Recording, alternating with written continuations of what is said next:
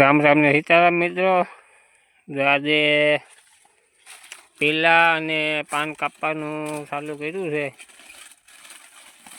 જોઈ શકો છો આ રીતે પાન પીળા પડી ગયા હોય આ રીતે પીલા કાપીએ છીએ.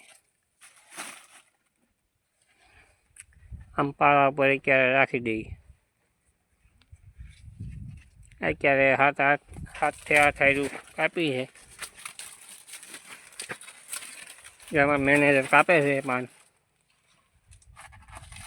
કાપવા તો પડે જ ને. આવા થઈ ગયા હોય ને પાન.